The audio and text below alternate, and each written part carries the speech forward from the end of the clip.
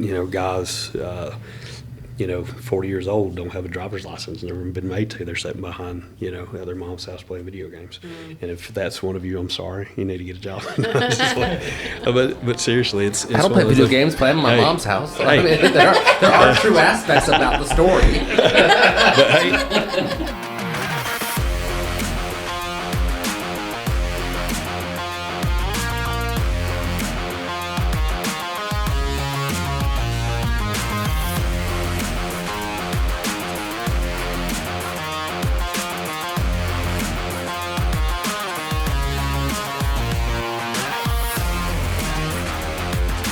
All right, well, welcome back to the podcast. This is Talking Trades with Thomas. My name is Lance, and I'll be your host for this afternoon. Today, we have two special guests. We'll get to them in a second. But to my left is our very famous Lee Cooper. Hello, Lee Cooper. And to her left is our president, Mr. Byron Hubbard, our faithful leader. And then over here, we have David Ashby and Logan Hurst. Hey, guys, welcome to the podcast. Thanks for having us on. Heck yeah, we're excited to have you guys on. All right, so we're going to start off. You guys are going to tell us a little bit about your story, your upcoming, and then we'll get into some questions. How's that sound? Sounds good. You go first. I was going to let you go. Well, we've already had a podcast before we did. Right. Pretty much. It's recorded, so you're on all. Yeah. So what's the question? Just tell me about your company, how you got started, and what you do. Oh, man. How much detail do you want? That's 10 minutes or less. Like Well, how I got into it, honestly, I got kicked out of high school. I'm a high school dropout. And ended up, I know Miss Tammy was kind of saying she knows us from church. Ended up getting saved. And I had some families kind of take me under their wing and let me work in a cabinet shop. And I worked there for, Lord, I don't know, probably 3 years. And then started having medical issues and ended up having to have a heart ablation and different things, so I needed insurance. So I went to Wilson Lumber Company and started out as a yard dog on the yard. And then they got wind that I knew something about cabinets, and they had a cabinet department. And they moved me into there doing designs and sales and trained me and all that stuff. And then I went from that into a full-time ministry in a church, and then had 4 kids. If you got 4 kids, you need money. Yeah. And so You have one kid. Yes. Right. I can't imagine Yeah. 4. And so anyway, started dabbling back in cabinets a little bit, but I didn't want to go full-time in it because just didn't have time. And so probably about 3 years ago, kind of felt like this is where I belong, and kind of pulled out of the church scene. Still involved in stuff, but I'm not full-time there, and doing the full-time cabinet stuff. So been blessed in the fact that whenever Wilson Lumber and stuff, where they kind of stopped doing cabinets, they called me and gave me their blessing to kind of carry the cabinet lines they had, to reach out to the resources and stuff. And so it kind of, the timing on it kind of worked out perfect for us.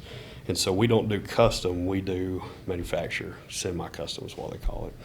And so that's kind of how we got started, and it's exploded. The Lord was working for you, my good sir. Heck yeah. Well, you just carried those contacts that you had built with Wilson, like with your vendors and stuff, or your Yeah, manufacturers or whatever. That's Yeah. awesome. So I just reached out to the sales rep I had there, and essentially he got me in touch with the different manufacturers he used and set me up as a dealer.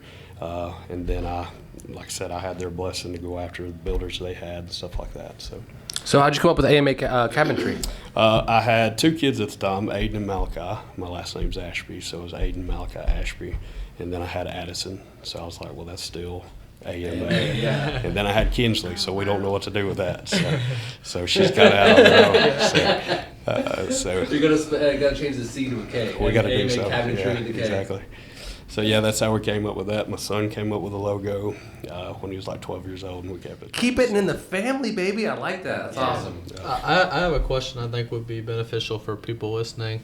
What would you say, really, you said it exploded, and I know already the answer, but like, what took it from maybe something you're doing on the side, something you were doing okay with, to something, where now it is where it is today? I said I had 4 kids, didn't I? No, I'm just playing. Your ass. Oh gosh, man, you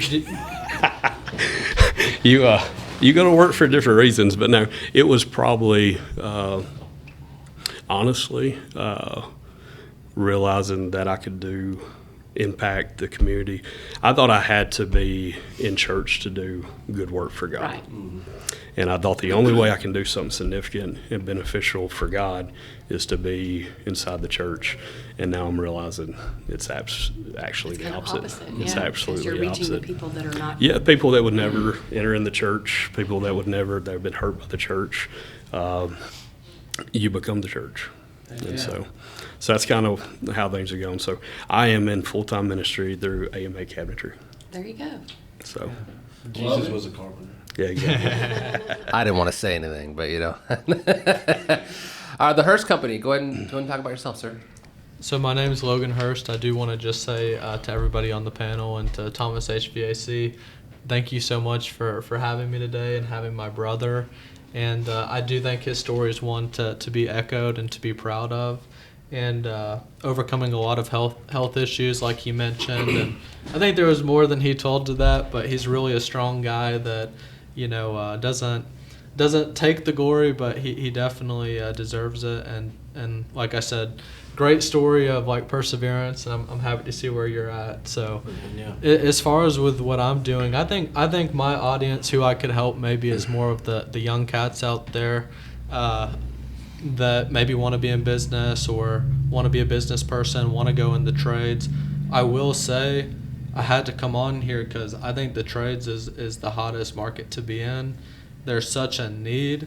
They were having me, there would be guys coming and talk to us when I was in middle school trying to get people in the trades. Mm-hmm. And even more so today. It's such a hot market. There's such a need.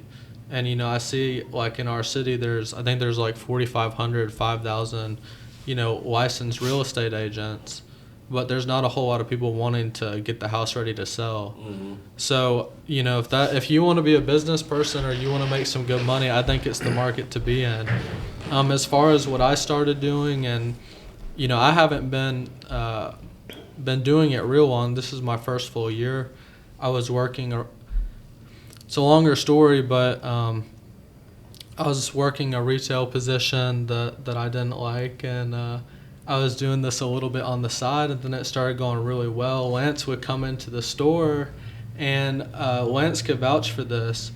And this would be the advice I give young guys is like I would talk to everybody that came in that store. What do you do for a living? How do you get where you are? You doing well with it? What would you tell me? Is that right, Lance? Oh, absolutely, yeah. And I told you the truth.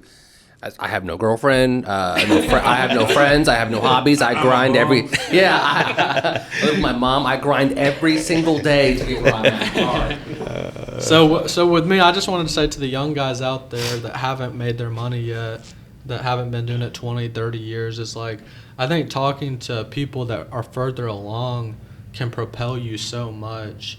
And talking to everybody, whether they're a janitor, general contractor, lawyer, asking them everything you can.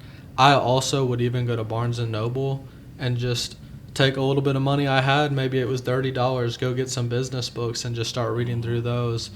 And absolutely. I think I just want to say this last thing. I know I'm kind of going on, but don't despise the day of small beginnings, because like with me, there was a... now I'm starting to do these bigger projects with a few guys that are working with me, and so I would go to these guys. Before I would go to my retail job, I'd go to job sites and ask them, hey, can I sell jobs for you? Like, we should work together. I'm telling you, like, I can help you out. And people would blow me off. They wouldn't come, that sort of thing. But then I some guys started coming. They started wanting to let me sell for them, and then I'd go to people that I knew and offer them what I could, and maybe it was like a little repair, maybe it was painting a porch, whatever it was, and then I would actually of course you mark it up some for yourself. So what I would do is I would mark it up and then take the money and give it all to the person that did the work. So say, they said, okay, I want $1,000. I'd give them the additional money that I made and basically say, like, to me it was reinvesting, to show them I'm serious. I got your back. You can trust me. Like, I want the best for you. So I wasn't really making much money. But then the other thing, too, that I ran into was because my age, people just, like the brokers and those sort of people that have access, just wanted to give me smaller jobs. And so they'd say, okay, yeah, we got to repair at this house. You can go do it, right? So I'd call a guy, let's go out there, let's repair it. It's less than $500. I knew I wasn't going to make much money, right? I'd go out there. I would take multiple pictures.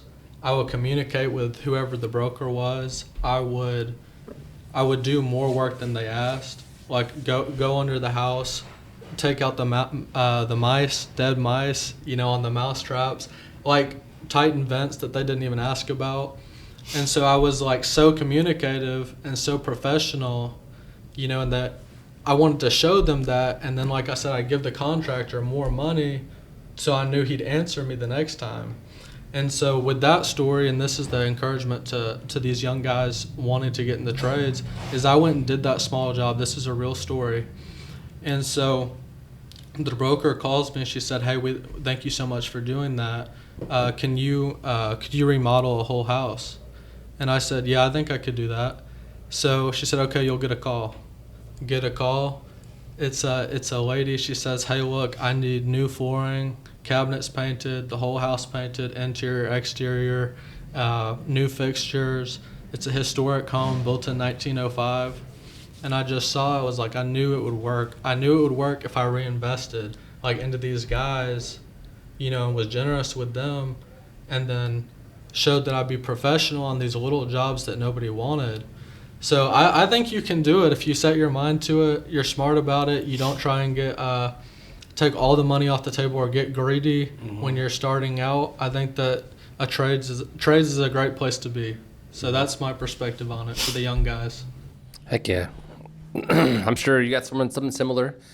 Start off small, you work extra hard, and then it pays off, Bo started out with 3 people. 2 or 3. Yeah. We're pushing 50. Wow. Well, like 10 years ago or 15 years ago? 2005 is when he started. Oh, okay. It's a little more than that, but That's good. So Logan, you're in it's the real estate world kind of that you're working in. Yes, as far as ma'am. you're talking about these brokers and these houses and stuff. Right. So I am working with investors, brokers, property managers. Anybody that has We're doing like we got a couple guys doing some maintenance, a couple guys that are primarily painting, a couple that can do some flooring, and then all of them can cross over to some degree. And then what I help them with these guys that work with their hands is, and I tell them this, I'm like, I want you to make good money. I'm gonna help you sell. I'm gonna help you get organized. I'll be the person to communicate with the investor, the owner, so you can just go in there and do the job. And they really appreciate that. And, they saw my heart early on, giving them more money than they asked, and, bringing them coffee, bringing them lunch, these sort of things. It really goes far the way you treat people. And, that does come from like our Christian values and background. And, that's the way that I want to do business. So, yeah. Yeah, and that's one of the reasons I wanted to start a podcast is for these type of stories. Yeah. And because I think unfairly most trades get a bad rap, from a few bad apples. I think I say that every podcast. It takes one person to rip somebody off, and that ruins everybody's perception exactly. of an industry. So it just, or you just leave them high and dry. They pay you don't do the work. There's a tons of things that have happened and with people in the past. But that's one of the main reasons I wanted to have this podcast is let people know, hey, there's good stories out there. There are. We're good people that try to make a living, and we're not always out to get you. Absolutely. And the trades built America. It's needed. That's what I'm Mm-hmm. saying. It's got to be. And I like what Logan was saying about how he talked to everybody, like as he would come in contact with them, like, what do you do? What's your background? How'd you get started? Or, how'd you get to where you're at? Because I think a lot of the kids growing up or coming up through school don't know what kind of trades they can do other than just the 5 or 6 ones they see. You can either be this, or this, But there's so much more out there that deviate off of those maybe main things that they could make money doing, you know, that they could be an expert in, or you know, I don't know. I think there's a lot more to it. I like these stories because starting a business is scary. So, like, I mean, if you don't know what you're doing, like, you might, like, for me at least, like, I waited and waited and waited because I was like, oh, I'm not ready yet. I'm not ready yet. I'm not ready yet. It's like being a parent. You're never going to be ready. You just have to dive in. You know, you have to get started and just go, and then things will take off for you as long as you're honest and do a good job. So that's why I like these stories. You know, it's like, it's scary for people to start a business. You know, you started yourself. You took a lot less money in the beginning, worked extra hard, and then it paid off, you know, and like you're doing awesome for your kids, you know, you changed your life, and now you got a t-shirt with your logo on it, like we're doing good things. You can't be afraid to fail. You know, you just can't. And that's one of the first things I learned early on. You know, you just got to jump in and do it. Take the risk. That's exactly what I've done. It really is. And like, I don't have social media presence. I didn't have the money to market myself. Like, you know, I didn't have the money to go get a billboard. But you're building relationships. So I would talk to relationships that people can depend on. Talk to people in the neighborhood, and then, like you said, those recurring sources of work in the industry. Like with Dave, you know, Mom told him, you know, your brothers are going around like doing these contracting jobs while he's off, you know. And so Dave approached me. Why can't you be like your brother? Help your brother out. So Dave approached me like, hey, could you refinish cabinets? Like, do you think y'all could paint that? I'm like, yeah, I don't know. We've never done it. I'll try it. And so then, you know, we went out and did a job for a well-known custom, I guess they're a custom builder, right? And Dave let me do it and let the guys with me do it. And, you know, they recently called back, hey, it was great work. We want another cabinet refinishing job from him. So that's what I'd say, like, to the young guys is, like, you got to start where you are. Don't be afraid. And, you know, that's what it is, right? Yeah. You got to start somewhere, so. So, David, what would you say your most valued tool is? Like, what helps you get the job done the most? Like, what can you not work without? Community. I know it sounds weird, but it's the truth. So what we would say is my competition. Customers. Yeah, well, yeah. Money. Yeah, money. No, I would say probably a community of people I've got. I've surrounded myself with people that are like-minded, that have the same heart as I do, same values as me. And a lot of the custom cabinet shops that you would think is my competition is actually they buy cabinets from me. A lot of them mentor me, and if I got questions on stuff, you know, they help me out. If I can help them out, we will. Yeah. And we kind of, if I get in a situation where my installers are busy, they'll go install a set for me. If their shop is behind, they'll buy a set from me because I can get it in quicker. And so it's kind of been a community that we've worked together, and instead of being at each other's throats trying to get each other's builders, we have kind of pulled together and worked together. I don't know if y'all grew up this way, but my dad, he would do anything for anybody, and you couldn't pay him. You couldn't pay him. If your tractor broke down, he'd be out there to help you fix it, and you would not pay him a dime. But if he needed something, they would show up and they'd fix it. And that community is kind of what I've seen with my guys. Is we try to help each other out. And so if somebody needs cabinets quick, they'll send them my way. If somebody needs a custom color, I send them their way. And so without that community of guys, I don't know where I would be, because I wouldn't have the knowledge that I have. I wouldn't have the support system that I have, and I wouldn't have the business. So. Yeah, you and Byron and Bo, y'all have built relationships up for a long time, and y'all have had it for a long time too, like Ferguson and a bunch of other places. Yeah, it's definitely about relationships.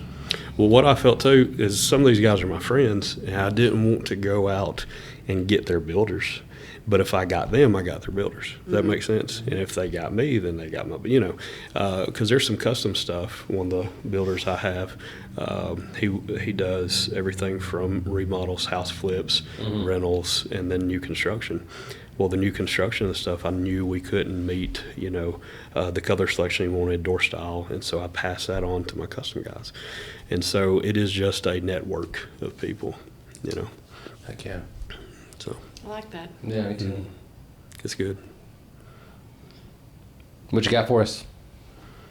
This is your podcast. Yeah. I've already said it. You do notice I didn't send you any more questions back, right? This is a test, Lance. Failing.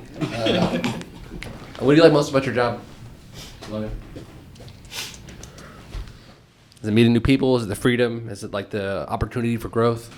I think it's actually, well, of course, the opportunity for growth, because to me, you know, of course, who doesn't want to make money, right? I mean, clearly, but I'm also like, I look at it, I like a challenge. I'm like, man, could I be at this level? Mm-hmm. Like, could I be at this level? That's like what I'm thinking when I walk around here.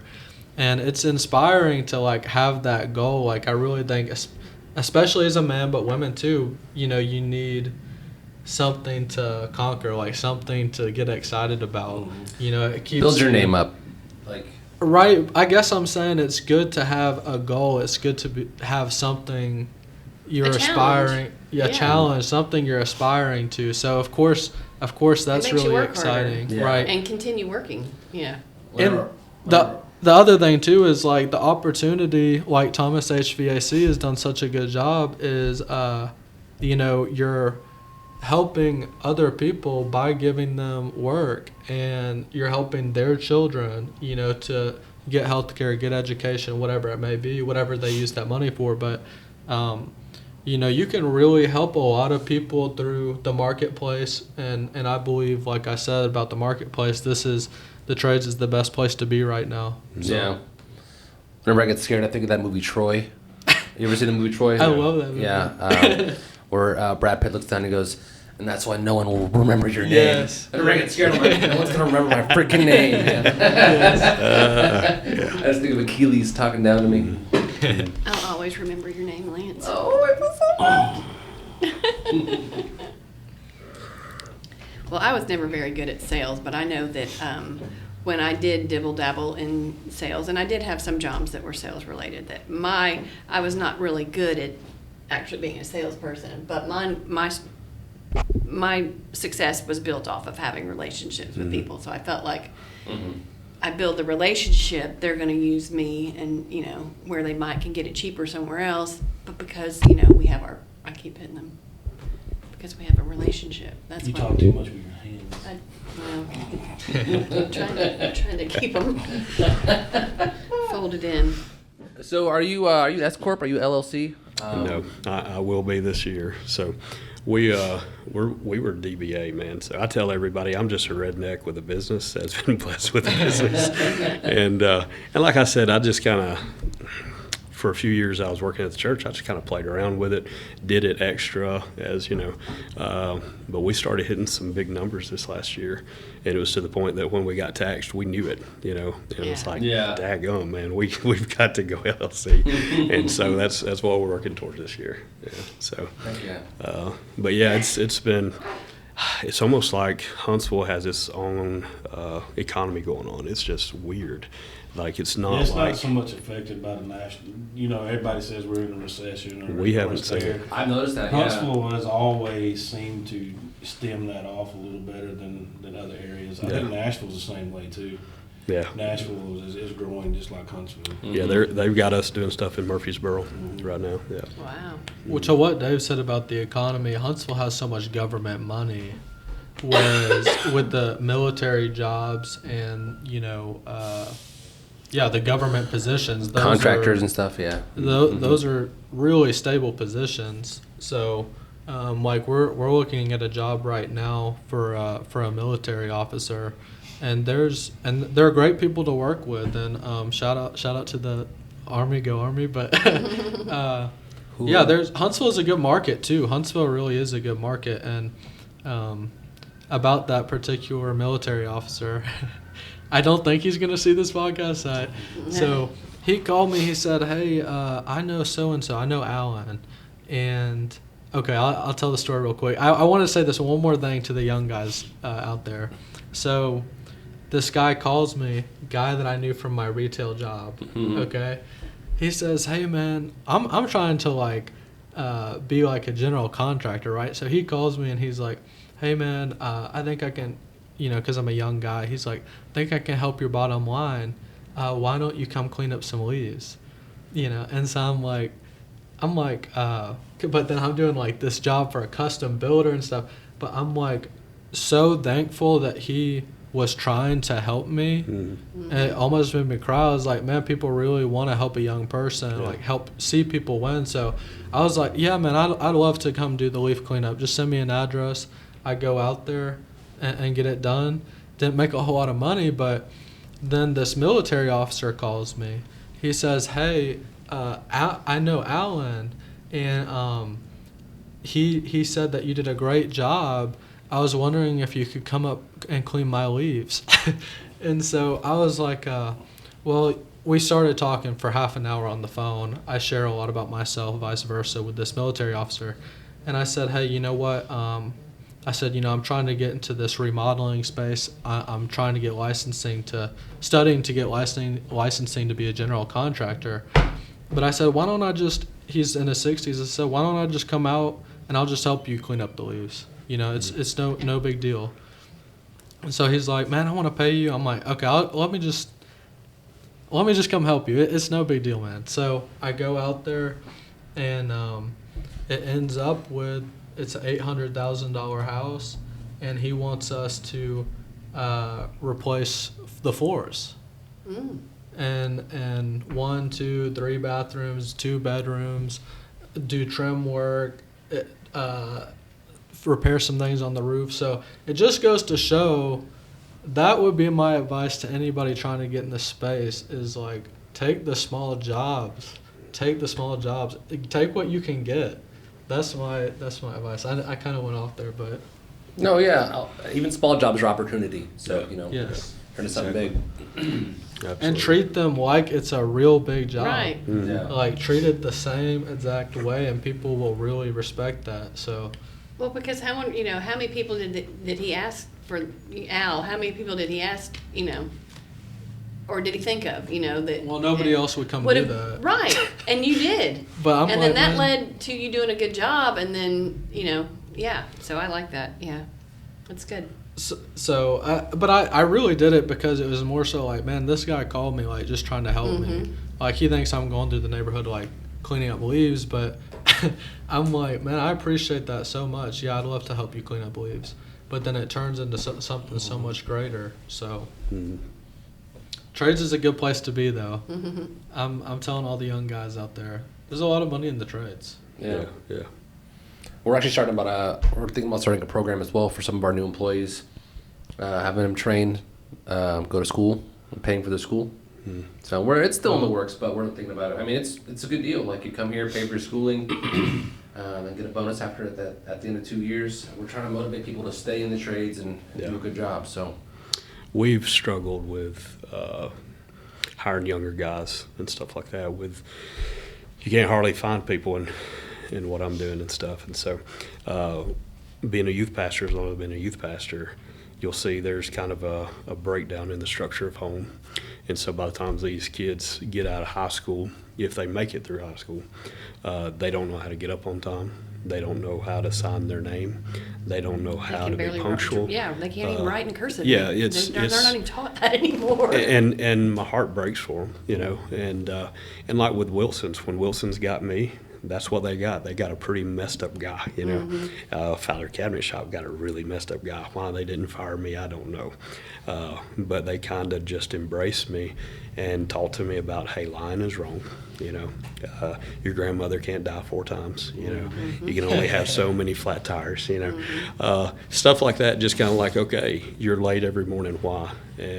And how much sleep do you need? And then what time do you go to bed? What time do you get up? Somebody that honestly adulted me, you know what I'm saying, did adulting with me. And honestly, if it wasn't for them, I wouldn't be here today. And so what we started doing is, we're not paying for them to go to school, but the church has actually started kind of a program to take these kids out of high school and do almost some mentoring, teaching them Bible stuff, not just Bible stuff, but also sticking them in trades. So we have had a guy interning with us for the last 6 weeks and putting him on the assembly line where they're building cabinets, taking him out to installs, teaching him what cabinets are, how they're constructed, how to design it, so that when they leave after 9 months, they've got a skill, a trade, and they know those things, And so my heart is to do stuff like that, because you don't see many guys his age getting after it. Right, getting after You it like don't. he is. Yeah. Like there's a lot of guys 40 years old, don't have a driver's license, never been made to. They're sitting behind, at their mom's house playing video games. And if that's one of you, I'm sorry, you need to get a job. but seriously, it's I don't play video games, play them at my mom's house. Hey. I mean, there are true aspects about the story. But hey, I would have been there. I would have been there Yeah. with no job, you know what I'm saying? And it took somebody believing in me and mentoring me. And I think that, we have a responsibility, if we have a business and we have the ability to do so, to kind of mentor these guys to better themselves. And the community respects that too. And Yeah. you get more business, I think. That reminds me of so around the building we have Byron put up these signs that say 10 things that take no talent. Showing up on time, being motivated and stuff like that.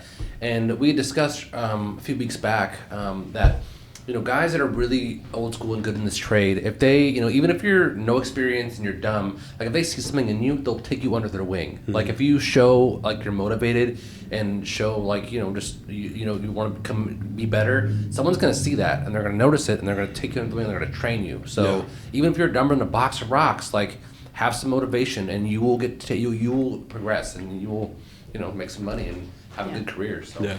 And those people are out there willing to help you get into the trades, because, or really any field, really they're, I think people want to see the next generation, continue on and make a good way for themselves. And I knew that there was a general contractor in my neighborhood. And he's an older man. He's probably 75, and he builds churches, and so he does a lot of business.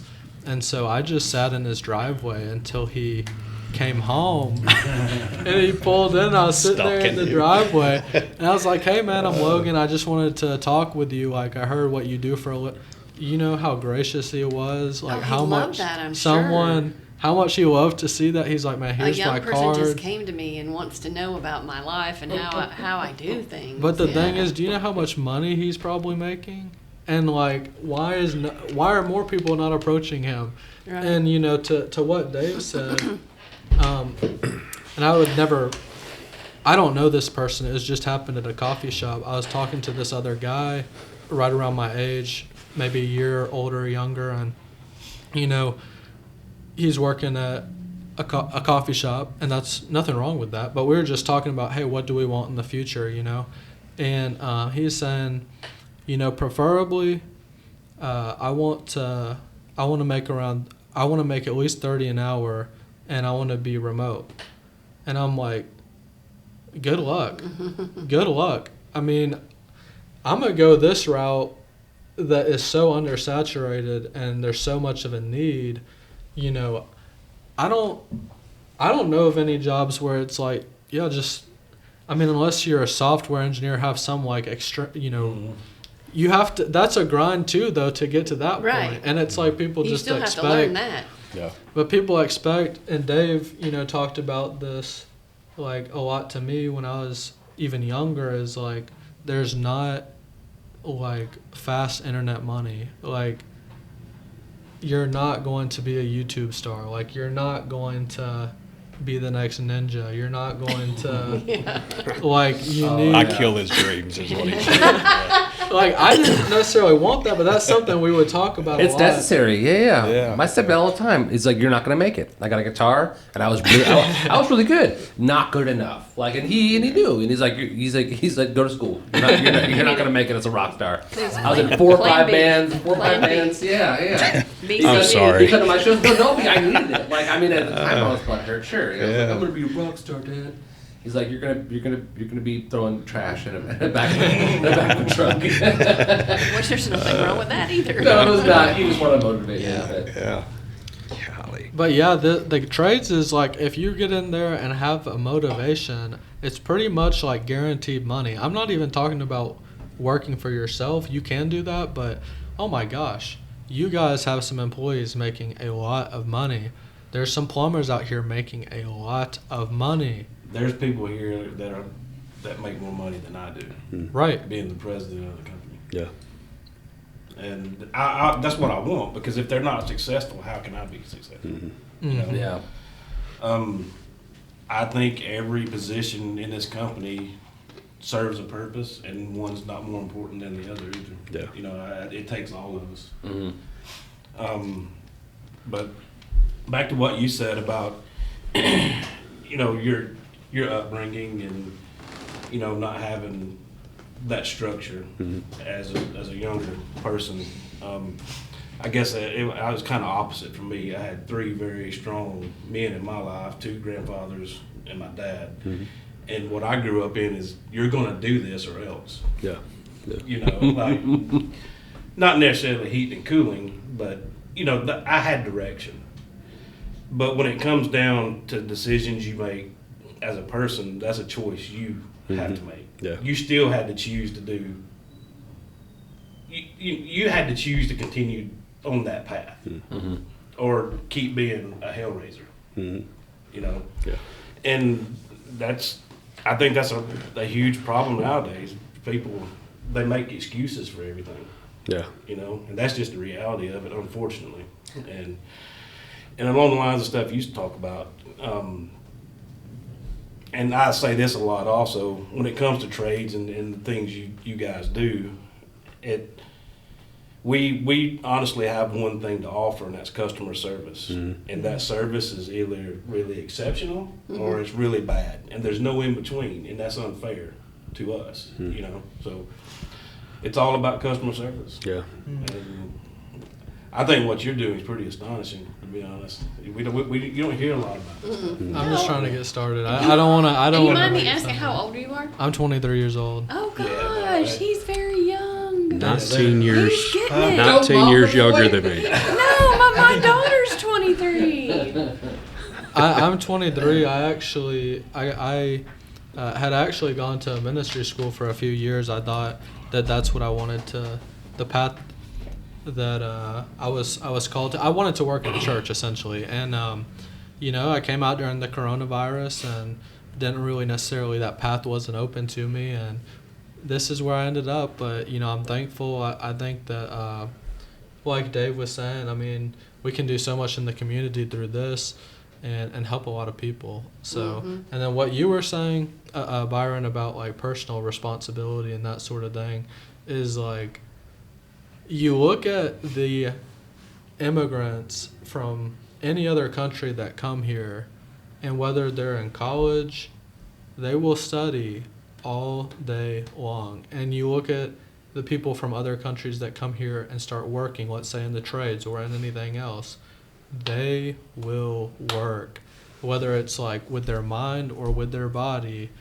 And I just see, I'm like, I don't want to be blessed with the opportunity, like these talents I've been given, to be born here and throw it away. I'm like, I think about those people and see them doing that. I mean, there's people at the gas station across from here, they're immigrants, and they are there from 7 to 10, Monday through Sunday.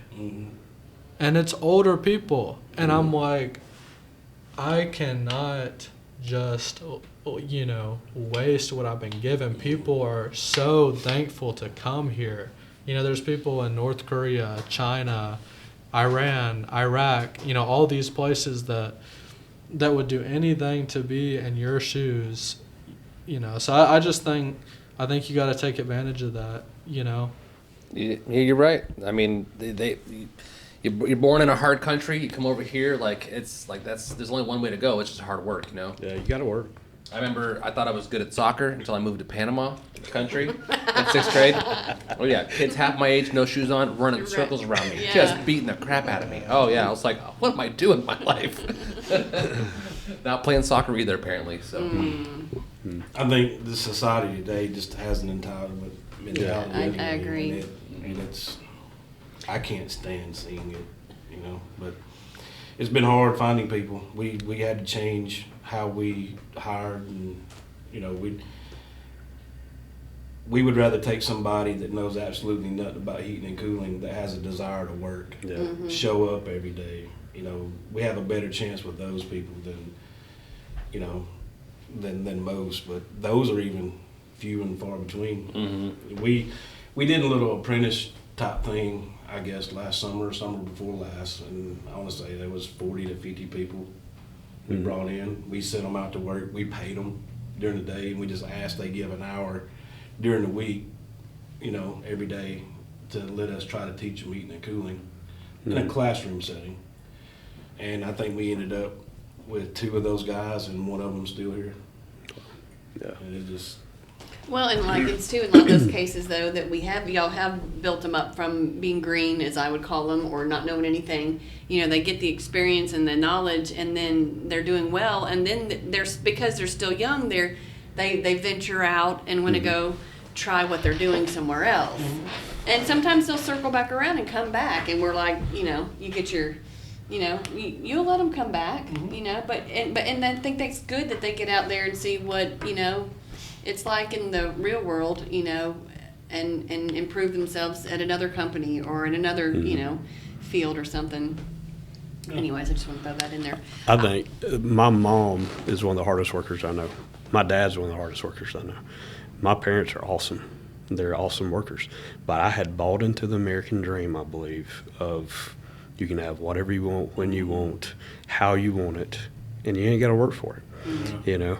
And so I think that is where a lot of kids kind of get, I call them kids, that's where a lot of people kind of get caught up in their thinking, and you have to work and work. If you would ask me what I like about my job, nothing. I don't like nothing about my job. No, listen, I don't like labor. I like the fruit of my labor. You know, I like the fruit of the labor. I like what it's been able to bless my kids with, the place it's put me in the community with other people, and the stuff I'm able to do with my family.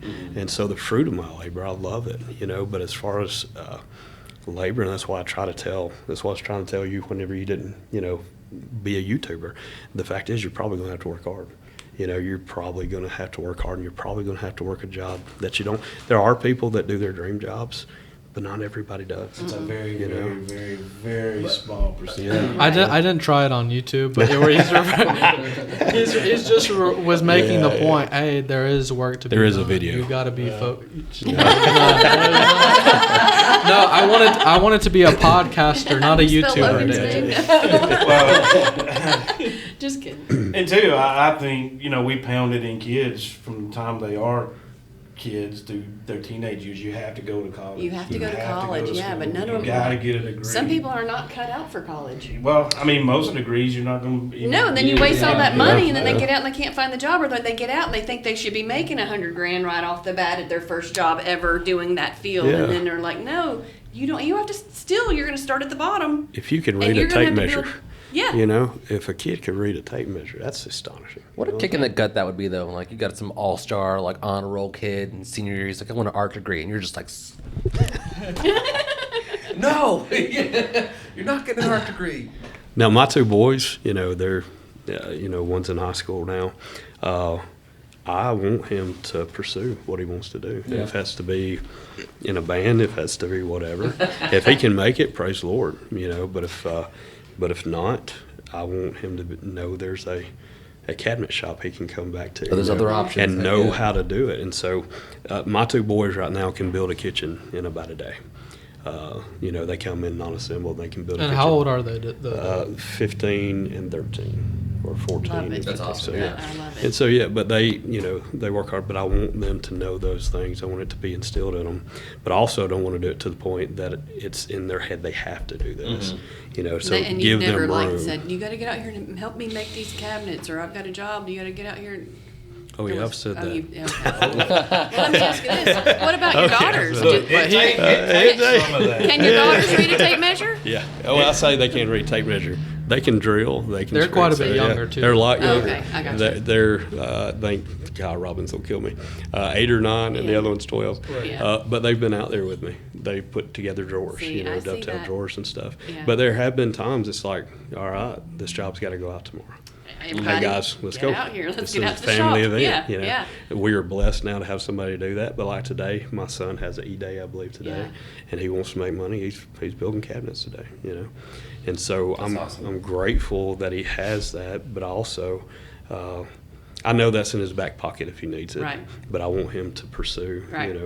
what he feels like God wants him to do. So May I say one thing about some of the stuff that y'all were talking about earlier with younger people and that sort of thing?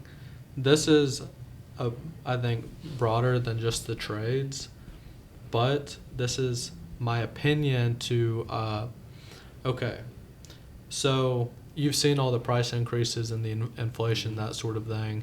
Okay, I'll start off with this. So, like, say that retail job that I was at that I know Lance from, and I would come in, I'd say, hey, what do you do for a living? I mean, is there good money in that? Should I do that? Should I be a photographer? Like, I would try and talk with everybody, but I was working full-time 40 hours a week, and no criminal record, showing up to work, working 40 hours a week, and I was not making enough money to get a one-bedroom apartment. And that's the truth. I'm talking No, yeah. about, and that's a discouraging and disheartening feeling. And that's why I think there's like, oh, I want some fast money. Is because, like, man, I'm a young man. I see myself having a family one day. It's like I'm working at this big corporation. I'm like, can't even get a one-bedroom apartment for myself.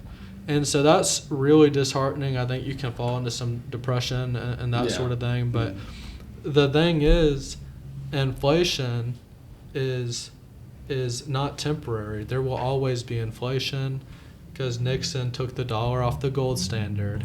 There's always going to be inflation.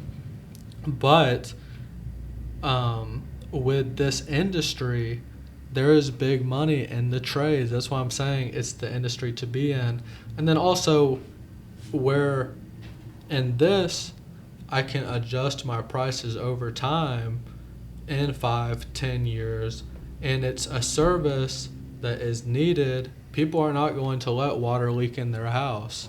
People are not going to go without HVAC. Whereas, like, at that retail job, I said to a coworker, how much are you making? And this guy's 30 years old doing graphic design. And he said 15 an hour. He said, I started off at 15 an hour 3 years ago. I said, what are you making now? 15 an hour.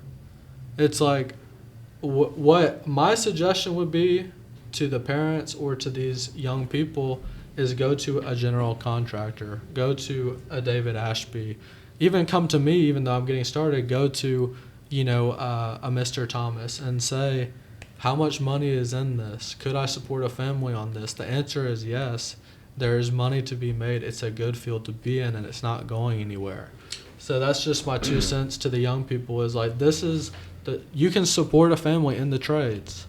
Absolutely. Yeah. Not only that, the American dream is to become a homeowner. At least that's, and so anything you do in the trade is going to benefit that, like being an HVAC, roofing, like you're going to need to do some of that work yourself on your home at some point. So I feel like being one of these trades, like we've had guys do other jobs, not just HVAC, plumbing, roofing work. They talk, they chat, they share secrets, and so I feel like this is not only financially beneficial, but also just overall beneficial for the American dream. So, and especially, so back to you on your thing, like, oh, I wanted to be a YouTube star, a podcaster. So my advice to you is you can do both. So anytime you do a job, get a tripod, $10, put your phone on it. And I've never really considered that, but I would love to just be a YouTube record star. yourself. Yeah, get an app to edit the stuff, right? That would Keep be putting cool. videos on. Just get a YouTube channel. You'll get 3 views. You get 5 views. Within a few months, you'll get one that gets 100 views, right? And now you got 2 comments. Oh crap! People are talking to me, right? So you keep doing that, and over like 2-3 years, you finally hit a video that's like boom, it blows you up. Yeah. And then now people are going back and rewatching all your older videos. So now you're making residual money. Sure, you didn't do very well with YouTube at start, but like you kept doing the thing you're good at and just started filming it, and now you're making that residual money in the back end. So I think I've never been much of a social media guy. It's kind of an analogy, but I will say about YouTube, what we're doing here today, that sort of thing, that is great for business. I will probably do it for business reasons. And I see Thomas HVAC being on the cutting edge of that. And I think these contractors out here that don't want to be behind the camera, don't want to take pictures of their work or share, it's like, I think it's cutting edge. You know, that's fast growth. There's a lot of people on Facebook. There's a lot of people on Instagram. I haven't been great about that. I have pictures just personally, but that's a good idea, and I need to to pursue that. Yeah, the videos are going to be good at first, but you'll get better. You'll get better over time. Lance will help you. Yeah. You'll get better over time, and then one will hit, and that's all you need. We should have set up a tripod and camera this morning.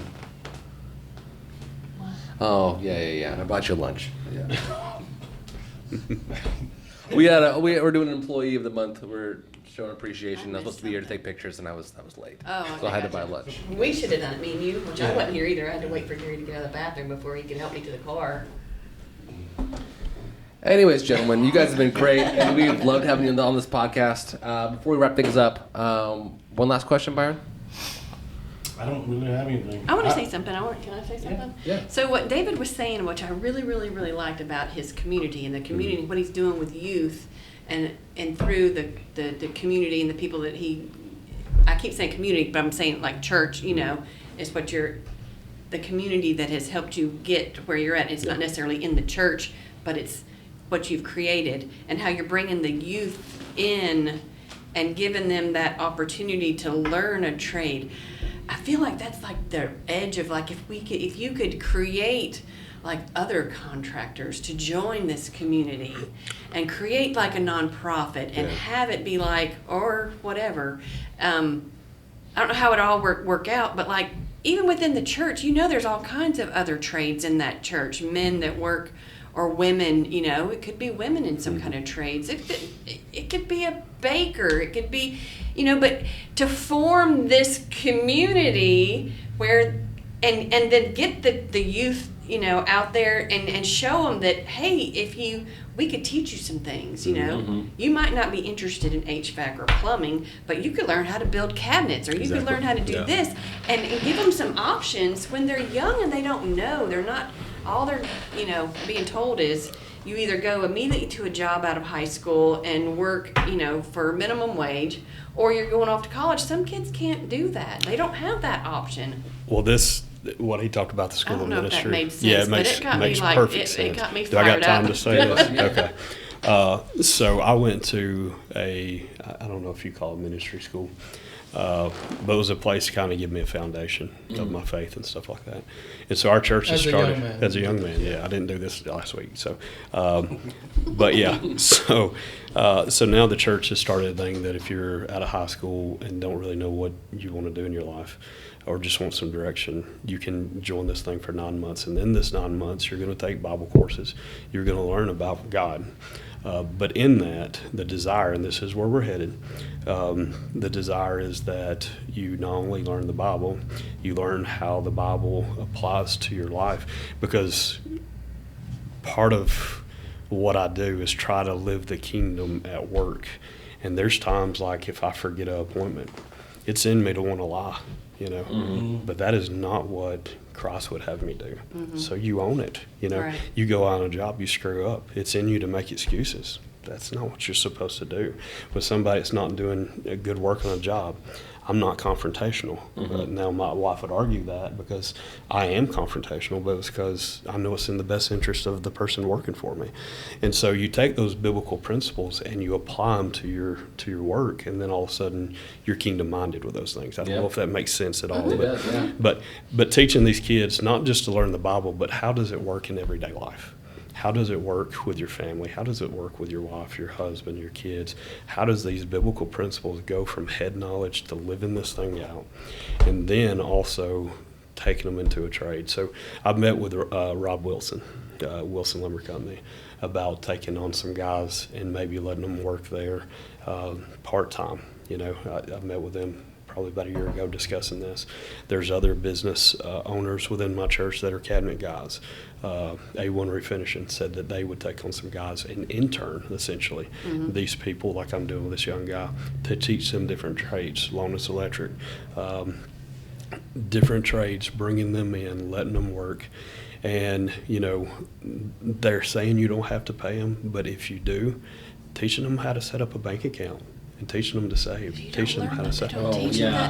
Yeah, so how to write a check. You know, we had some college age kids didn't know how to sign their name, like I said, didn't know how to fill out a check, and I'm just like, just you know, nuts, man. it is, Yeah. but it's like, you know, do you got a checking account? No. You know, do you Or got how a to savings file account? taxes. And so Like, my kids are even like, exactly. they don't even know how to file taxes. So taking them through a Dave Ramsey course, you know, on what it looks like to stay financially out of debt, what it looks like to save money, what it looks like to set up a bank account, all these different things to try to, at the end of these 9 months, even though 9 months is a short time, to give them a foundation that they not only know about their Creator, they know how to apply that in life, but they also leave with a skill and they leave with a knowledge of how to do a little bit of banking and a little bit of manage life. financial stuff. And so preparing them for life, you know, and so that is in the works. That's in the works, because I know the ministry school that we went to, it was pretty much you learn the Bible and you learn principles and stuff like that. But I got out and I went to Wilson Lumber Company. I had a lady cuss me out and I cussed her back. You know, I was just like, I didn't know how to apply what I had learned into the real world, you know. And so it took, and I was lying about, you know, not being there on time and stuff. And so it took people guiding me.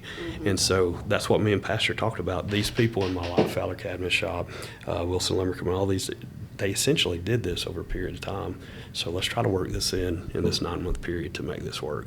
So we're going to, you know, reach out to different companies and see if it's something they're interested There's in doing. so many kids out there that just don't have the direction. They don't. They're lost, and they're just lost. Lost, They get out of high yeah. school and they're lost. Don't know what to do, hit depression, or they'll go get into what they think is going to make them money. I had a buddy of mine, he went and became a school teacher, and I met with him.